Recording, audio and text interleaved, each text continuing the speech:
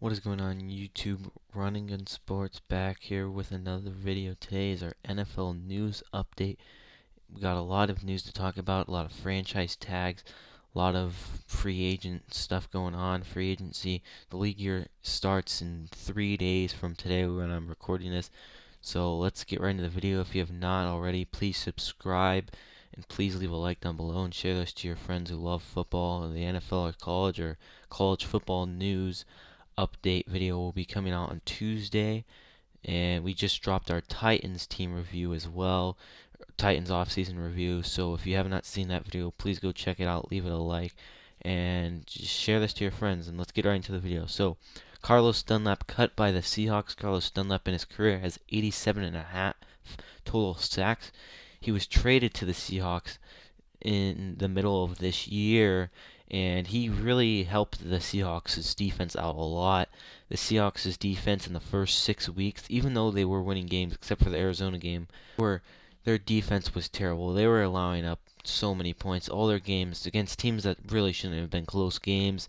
And even though just because their offense was playing so good back then, it caused them to win those games. But when the offense was struggling against the Bills, they lost and they got embarrassed big time versus the Bills. With the cut for Carlos Dunlap, it frees up $14 million in cap space. The Bills and Ravens are looking at Carlos Dunlap. Seahawks have about $20 million in cap space right now. With that cut, they had $5 million before. Maybe trying to get a defensive back, good defensive back. They really need it.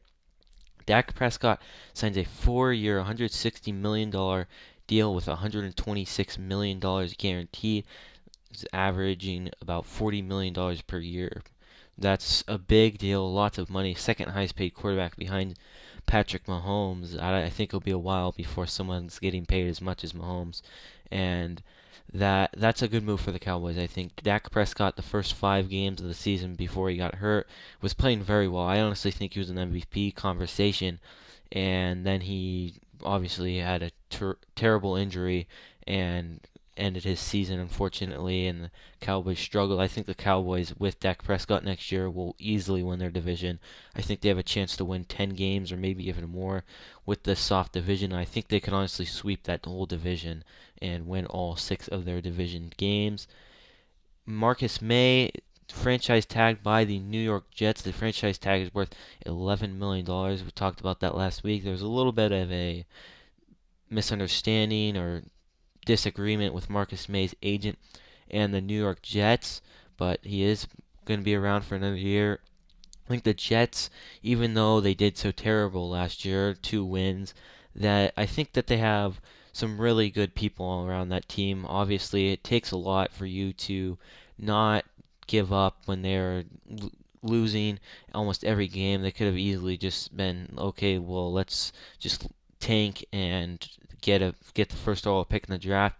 They beat 2 divisional round playoff teams, the Browns and the Rams, and I think that just goes to show you how much pride the New York Jets have. And I think with the money that they have, they will be very good. Or I think they'll be okay in years to come. I don't think they'll have another 2-14 year next year. I don't know who they'll select at quarterback, but we'll see what happens.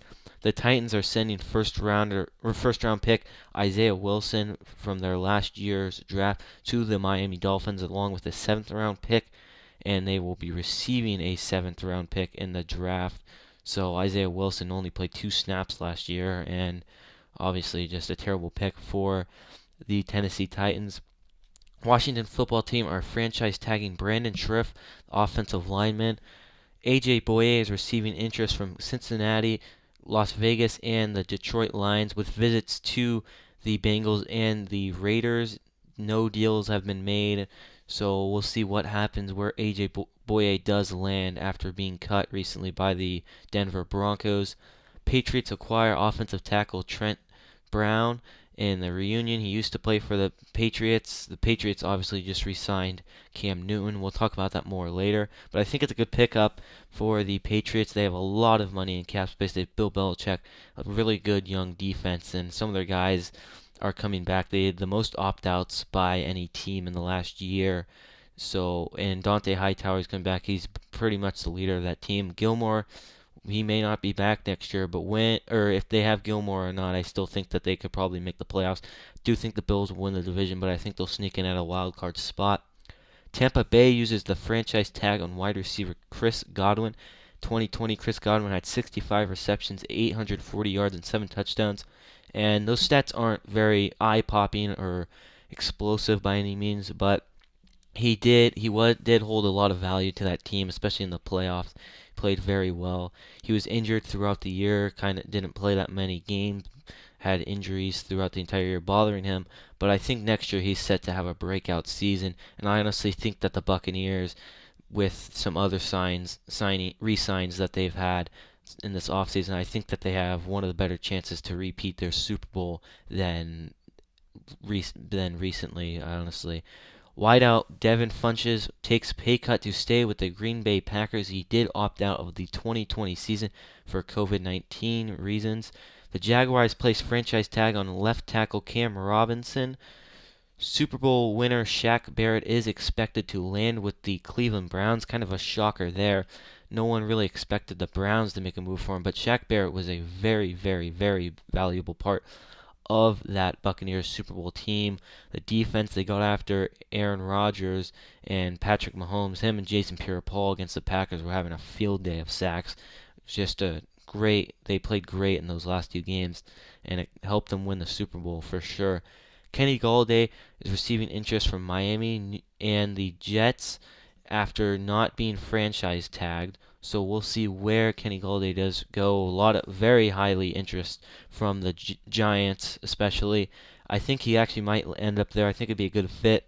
The Giants also have been projected to select Jalen Waddle with their 11th pick in the NFL draft this year. I think that would also be a very good fit. They really do not have any good receivers at all. I think their best receiver is Evan Ingram, the tight end, who made the Pro Bowl this year, and he's really not all too good. But he's young, but other than that, they don't have many good receivers. And they did cut Golden Tate a couple weeks ago. Hunter Henry won't rule out a return with the Los Angeles Chargers after not being franchise tagged. So we'll see if Hunter Henry does return to the Chargers. Obviously, I think the Chargers are going to be very good in the next few years. I think give them 2 years and they'll be a playoff team. And just the talent with Herbert, their roster is honestly stacked. They just did not have the good coaching. And I think that with a new coach coming in, fresh air, I think it will help them a lot. And I think that honestly they have a shot to make a Super Bowl in possibly 5 years. That's how high I am on this Chargers team. I just think that their defense has really good players that just haven't performed as well as they'd like. And I think it's honestly because of the coach, and Anthony Lynn should have been fired a while ago, and obviously was this year during the offseason. So we'll see what happens with the Chargers. It's going to be a very fun team to watch.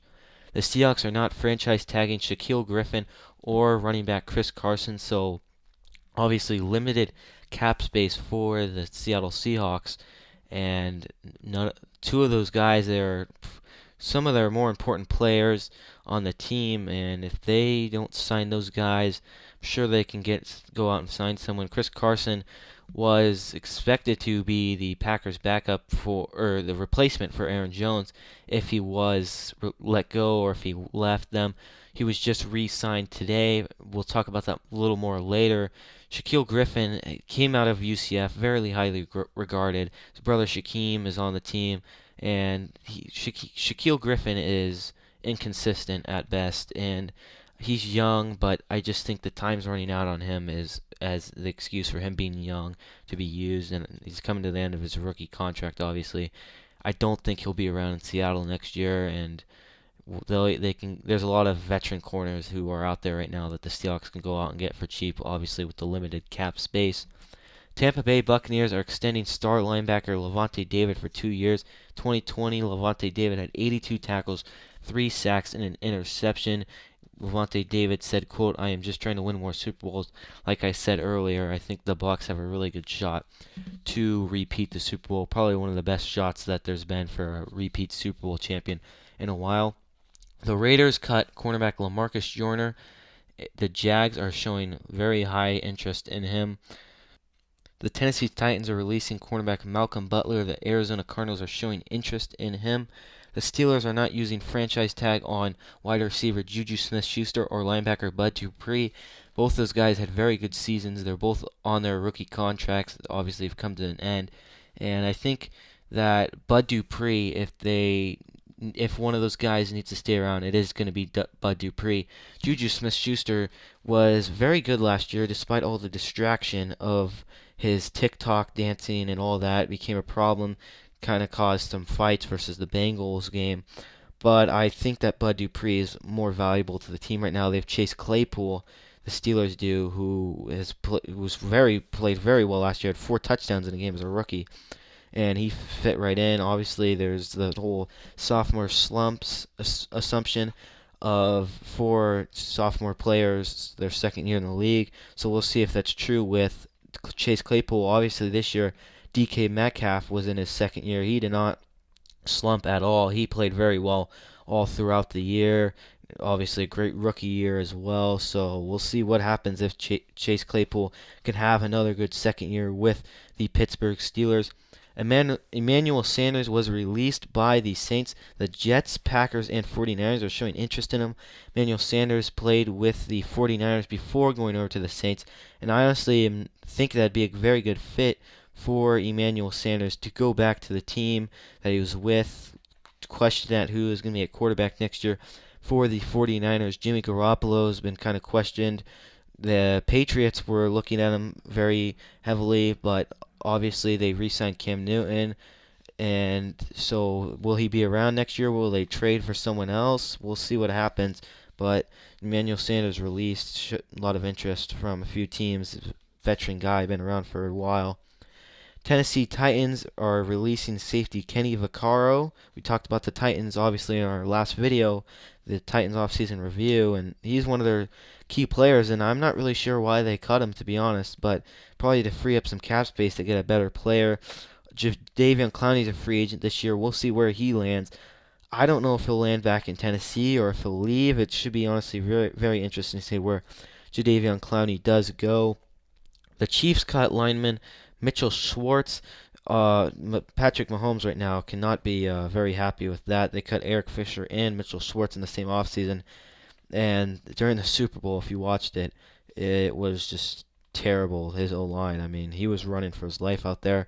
490, almost 500 yards from just running away from defenders is way too much for a guy who's getting paid $503 million in his total contract. You can't have that, and I think that's why a lot of the players on the Chiefs and Eric Fisher and Mitchell Schwartz are not like bums by any means. They are high quality players, and when Mahomes has such a big contract, that's gonna bite into your cap space a ton, and with that you have to cut some of those guys, and Mitchell Schwartz and Eric Fisher are unfortunately gone for Mahomes. He really needs those guys out there, or else he might be running for his life around, which he can do, but you don't want that guy. Don't want that for your franchise quarterback. Texans signed running back Mark Ingram, formerly on the Saints, and then went over to the Baltimore Ravens. Mark Ingram did okay on the Ravens. I just think the fit wasn't there because J.K. Dobbins really is flourishing as a young running back in the Baltimore Ravens system, and I think that J.K. Dobbins will do very well in the next few years. He's only a rookie this year, and we'll see what happens. I just think Mark Ingram is getting a little old. I think that after this year is a one-year deal, he probably will retire with the Houston Texans, but maybe he will come around for another year or so. Cam Newton signs a one-year deal with the Patriots for $14 million. And I don't agree with this move at all by the New England Patriots. They have so much money in cap space. They have Bill Belichick, and they decide to waste $14 million on Cam Newton, who didn't even lead them to a playoff appearance last year. 20 total touchdowns last year, and they didn't even make the playoffs. And that's what Bill Belichick is accustomed to, is making the playoffs. And for the Patriots to turn around and say, we're going to give this guy another shot, and they were hardly paying him last year. He was only making upwards of $1.1 million, nothing more than that. For them to re-sign him is very shocking to me, and I really disagree with that move. And I think that they can use their money to get better weapons so they don't need a high quality quarterback. They just got to get someone to distribute the ball to those weapons. But the Patriots signed Cam Newton for one more year, and we'll see. Maybe it will be a good sign. But if Cam Newton doesn't do well next year, I'd be completely shocked if he is around for a third year in New England. The Chargers cut cornerback Casey Hayward after 5 years with the Los Angeles Chargers. Aaron Jones signed a 4-year, $48 million extension. This one is very surprising as well. I'm quite shocked. It sounded like that Aaron Jones was not going to be around. They didn't franchise tag him, and obviously just re-sign him. Going to be making some good money. And Aaron Jones, 2019, had a very good year. He was one of the more efficient running backs. And then this year he kind of fell off. He really fell off. And A.J. Dillon, the rookie from Boston College, when he got in the playoffs, looked great, and he looked like he was going to be the number one running back for the next season. But obviously Aaron Jones was signed. I kind of disagree with the move. I don't think the Packers need running backs. Obviously, I'm very high on A.J. Dillon. I think that he's going to be very good in years to come. He's only a rookie and was doing great things in the playoffs last year. Drew Brees retires after 20 years in the NFL. He officially retired today. He was with the Saints for 15 years, and a lot of people enjoyed watching Drew Brees playing quarterback. I know I did growing up watching him play, and he had a great run, won a Super Bowl, and hopefully we wish him luck in retirement. And that's going to be it for today's video. If you guys did like it, please leave a like down below. If you have not subscribed, please subscribe, and thanks.